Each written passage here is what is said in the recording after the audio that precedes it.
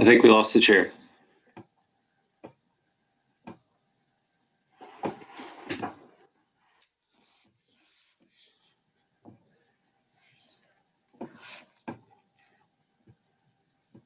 Yes, I think we did. We are now live on YouTube.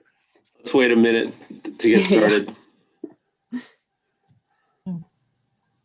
Oh, there she is. Oh dear. Okay.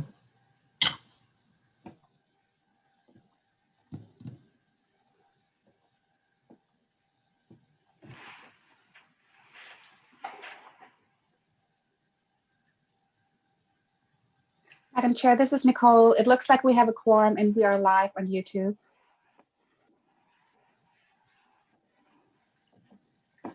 You're muted, Madam Chair. I don't know if she has some audio issues this morning. Well, she disappeared. Yes.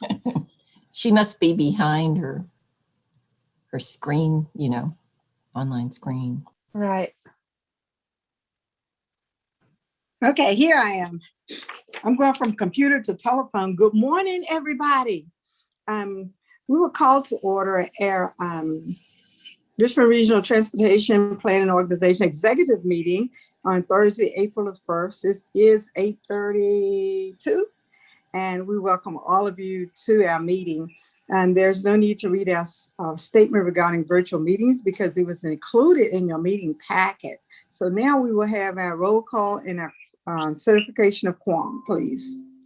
Thank you, Madam Chair. Good morning. Town of Ashland, Mr. Hodges. Here. Ms. Barnhart. Charles City County, Vice Chair Coda. Chesterfield County, Mr. Holland. Miss Haley. Goochland County, Mr. Lumpkins. Ms. Lascalette. Hanover County, Mr. Peterson. Here. Mr. Davis. Henrico County, Ms. O'Bannon. Here. Mr. Thornton. New Kent County, Chair Page. Present, good morning. Good morning, Mr. Tiller. Powhatan County, Mr. Williams. City of Richmond, Dr. Newbill. Here. And Mr. Addison. Thank you. That concludes the roll call for attendance. Madam Chair, you have a quorum. Thank you so much. First item on our agenda this morning, consideration of amendments to the action meeting agenda. Are there any at this time? Hearing none, we will move on to number 2, which is the approval of the March 4th, 2021 Executive Committee meeting minutes. Are there any corrections, deletions, or revisions?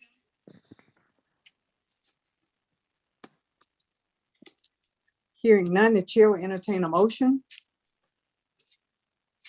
John Hodges, so moved.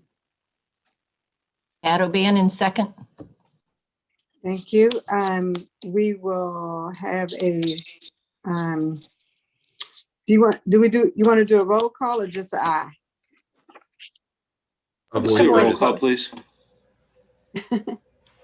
Okay. Are we doing a roll call, Madam Chair? I didn't hear what Mr. Gregory said. A roll call, certainly reasonable. Okay. Thank you. Yes, Thank ma'am. you. I'll start with Town of Ashland, Mr. Hodges. Aye. Hanover County, Mr. Peterson. Aye. Henrico County, Ms. O'Bannon. Aye. New Kent County, Chair Page. Aye. And City of Richmond, Dr. Newbill. Aye. Thank you. That concludes roll call for item 2. Thank you. Item 3 is a open public comment period. Have you received any comments, or do we have any? Do you have received any comments for this time? Madam Chair, we have not received any comments for today's meeting. Okay, well, we will close our open public comment period and move on to the chair's report. I'm absolutely appreciative of everybody joining the meeting this morning. encouraging everybody to be safe over the next few days as we have been going through weather conditions and still are. Here in beautiful New Kent County, we've had flooding all over the county. So we've had deep conversations with VDOT about ditch cleaning and the lack of resources to get our rural roads cleared up. So we just ask that we encourage all of our constituents to drive safely. Sometimes they think if it's not snow and ice, then it's all right. So we just encourage them to do that. And so as we move on to our TPO Secretary's report, Mr. Parsons. Thank you, Madam Chair. I did want to note that Mr. Holland has joined us this morning, and we welcome him to the meeting. Good morning, Mr. Holland. Thank you. You're very kind. Good morning to all of you. Hello. Happy Thursday. So the Secretary's report, I wanted to update everyone on 2 items that are really just for information only at this point. But I think it's worthy to bring it to the attention of the Executive Committee. And bear with me, I am going to share my screen. Okay, can everyone see the letter on the screen? We have just completed our Title VI compliance review with VDOT and received this letter confirming that we did have 2 deficiencies that need to be addressed in the practices that we carry on at the TPO. The first is that we need to update and submit our Title VI plan for review and approval. The last time the Title VI plan was comprehensively updated was following I believe it was back in 2015 or 2016. And that is, we have made minor revisions since that time, but the review by VDOT and their Title VI staff found that we do need to just update the Title VI plan altogether. And then the second item was that we did not have in our standard RFP, we didn't have the full Title VI non-discrimination paragraph that is referenced by the US DOT. That is easily fixed, and we've already done that, made that change to make sure that all our solicitations moving forward have the full Title VI non-discrimination language that is recommended by our federal partners. Back to item 1, we are working now to get the Title VI plan revised and updated. And we do have a due date of June 11th. So there's not a lot of time. And if you have been involved on the Plan RVA side with the board, there is we'll call it a bench arrangement right now that has been established. And there are a number of very qualified, respectable firms and teams of firms that are on board to assist Plan RVA in all manner of things related to public engagement, involvement, equity concerns, and marketing, PR. They have all of those tool sets. So one of the things that we plan to do is put out a specific task order to that bench to get assistance in updating this Title VI plan. We want to do it correctly, and we want to be a model for how to address Title VI and non-discrimination in our region. So we don't want to. We think it's not worth assigning staff that is already burdened with lots of other work to try and get this pulled off by June 11th.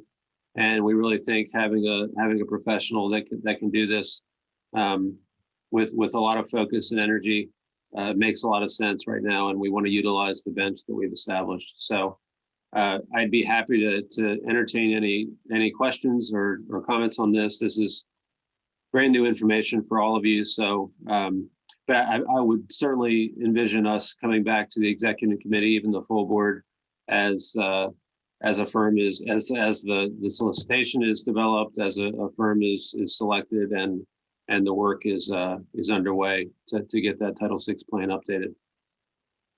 Madam Chair, before I go on to the next item, I'd be happy to take any questions if there are any. Madam Chair, I have one. Okay. I do too. Mr. Parsons. Okay, Mr. Parsons, if we have been reviewing this on a regular basis and making amendments to it, what specific is wrong with it that we have to redo it completely? We plan on, and that's a great question, Mr. Peterson. We plan on working with our friends at the Richmond District of VDOT and the Title VI team that gave us this determination as we update the plan to make sure that anything that has been identified is corrected and addressed. This letter is all that we have received at this point from VDOT, just saying that it needed to be updated. So we don't have details specifically or anything about particular sections or otherwise, but we certainly don't want to go through an effort to update the plan and then miss any marks. So VDOT has to be at the table as we do this, and so that we can make a good determination that we've done a good job. And I think Mr. Durant's on the call with us this morning. We'd love Federal Highways to be there as well. I have a question too, and it's, Madam Chairman. Mhm. It's a follow-up, sort of, I guess you could say, with Mr. Peterson's, because why all of a sudden? I mean, that's what, has something changed? Because if we've been doing this all along. I mean, I can see a tweak, as you said, with the one that we didn't have totally the language. I understand that, but we should have been keeping up with this. So what, did something happen, or did some new law come up that we need to follow? My understanding is that there has been no new requirements. There has been multiple staff changes on our side at the TPO. There have been staff changes on the VDOT side as well. They do the Title VI compliance review. It's not an annual thing. So I think the last time they looked at it, maybe it checked off. And at this time it didn't. So I can't pinpoint any one thing, Mrs. O'Bannon, about what's changed. We do know that there haven't been any updates to the federal side in terms of requirements and the legal components of it. And how much does this, you said you're going to send out an RFP. So who do we need to hire, and how much do you think it's going to cost, an estimate? We're working on the solicitation right now, but again, we have this bench of consultants. We don't have to advertise to do this particular project. We can utilize the bench that has already been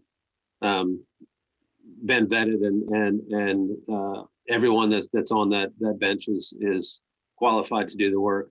So it's a matter of making sure we have all our I's dotted and T's crossed in terms of the work that has to be done, and then putting out a solicitation to the bench itself. So in terms of advertising and getting bids, we've already accomplished all that through the establishment of this consultant bench on the other side.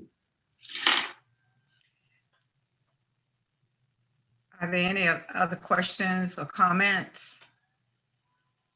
And so, so that I'm understanding, are we looking at a rewrite, or are we looking at a fresh eyes and on our Title VI document itself, and then adding the non-discrimination paragraph? That's a good question, Madam Chair. My understanding is that it is, in essence, a rewrite, but many of the components in a Title VI plan are required, and I don't envision that there's a lot of a lot of discovery or background work that has to be done in order to draft a good comprehensive plan. We're already looking at best practices from other MPOs and providing those as resources when we get the consultant started. The second part about the non-discrimination paragraph, that's specifically for solicitations. So it's mentioned in the overall Title VI plan, but it's specific to when we put out RFPs for particular work or things like that. And we have that in our language now. Since we got the letter, we've already made that change. Okay. So item 2 is taken care of. Okay. Are there any other questions or comments? Okay, Mr. Parsons, you can continue. Thank you. The second item under my report is dealing with staffing concerns and updates. And I just wanted to present this. This is very draft and is only for I guess for discussion purposes right now with the executive committee. As you can see, this is our organizational chart for the whole for all of Plan RVA. Everything in red to the left side is specific to transportation, 100% transportation.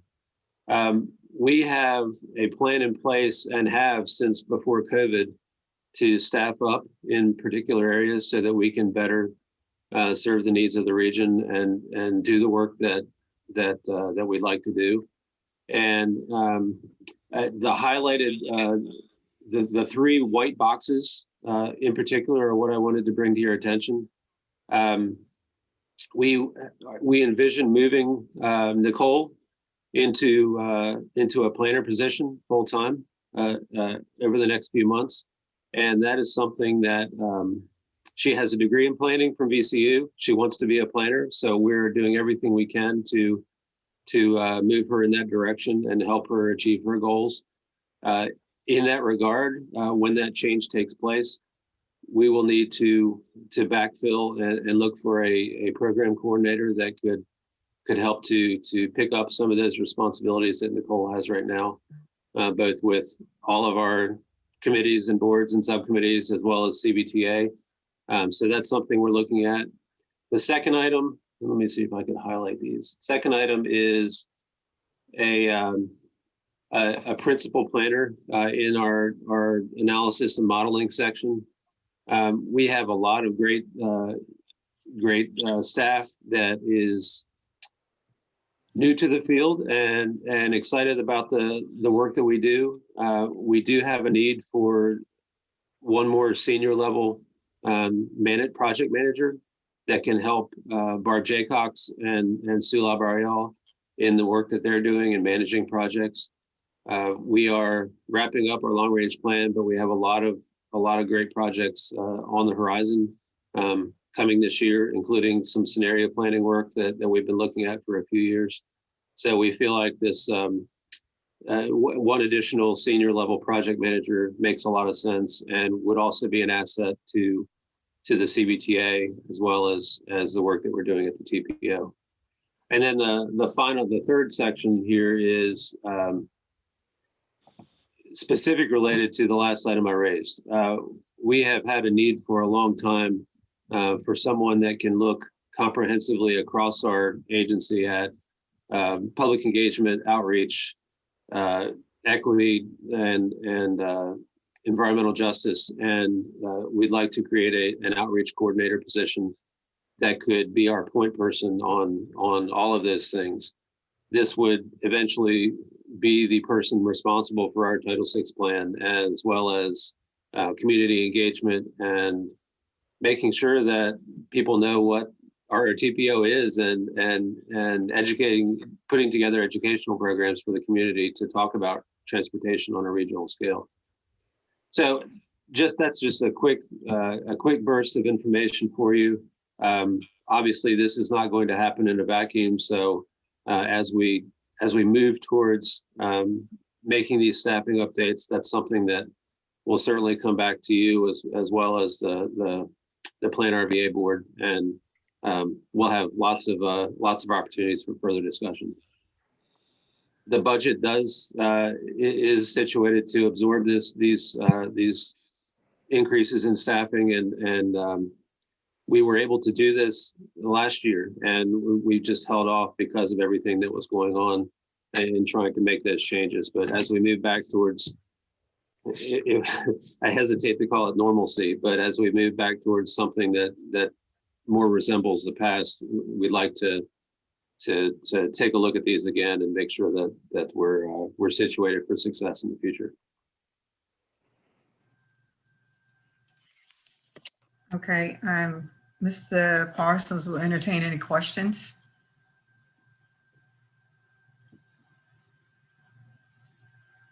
Okay, hearing none. And just to be clear, it's already in the budget. We could have done it last year, but because of COVID, we're waiting until now when we come back into office and full swing of everyone being in place, correct? Yes, ma'am. That's the quick answer. Okay. And with the position that Nicole holds and will be placed in, how soon are we looking at that change? Well, I think that, I mean, and Nicole's ready to make the change now. I think that we are, if we, our burden is to find somebody that can replace her. So we don't want to do that. We don't want to think about that lightly. And we want to make sure that the program coordinator position is staffed well. So it's just a matter of time to put together the position announcement and advertise and see what kind of response we get. Okay, thank you for that. Okay. Madam Chair. Yes, Madam sir. Chair. Yes, sir. I think Nicole is stuck if we have to wait till somebody can replace her. I was saying the same thing, Mr. Peterson, but I was trying to be positive since she's looking right at me. Okay, we will move on to item 6, which is a review of the selected TPO agenda topics. Mr. Parsons. Yes, ma'am. Bear with me one second. I'm trying to open it up. Okay, so the TPO agenda topics, there's a number of reports and finance-related items today. We do have, as we do on an annual basis, program updates from our partners that receive CMAQ funding. That includes the Port of Virginia, the City of Richmond, and Ride Finders. So that'll be the first item under new business. There's a number of updates on finance and grants. So there are draft allocations for RSTP and CMAQ sub-allocated funds that you'll receive an update from Miles Bushing with action requested. Ken Lance, who is on the phone with us now, is going to be giving an update on our FTA Section 5310 program grant applications. And we will be asking for your endorsement of those applications as they're considered by DRPT. This is really just showing support at the TPO level for the individual grantee as they are considered for funding under that program. And 5310 program grants are this year we have, I believe, 8 different applicants, but Ken will clarify that when we get to the report. The next item to raise to your attention is an update on our regional bicycle and pedestrian plan by Phil Riggin and Barb Jaycox. This is the timing of this is getting close because the bicycle pedestrian plan is going to lead into our long range plan update. So all of those are underway at this point. And then finally, an update from Sulab on the long-range plan, Connect RVA 2045, and what we have called our universe of projects. For your information, the universe of projects, if you're not plugged in other ways, is essentially a listing of all of the potential projects that we may consider to be included in our cost feasible long-range plan. So all of these projects that are on this list will be tested with our travel model and GIS analysis and equity tools and cost benefit to see and a score will be applied. And then we'll look at the TPO, will look at all of those scores and start to rank and prioritize projects for inclusion in the long range plan. So this is really just setting the foundation and understanding all of the potential projects that could be included in the plan. We have had lots of comments and public engagement as this universe of projects has been considered. So today we are still in public review period for those projects. Today, that's just going to be an information only item for you, but we will plan to come back for your endorsement of those projects probably at the next meeting. Other than that, there's agency updates from VDOT and DRPT, and then a report on the CTAC from Ken, and talking about future meeting topics.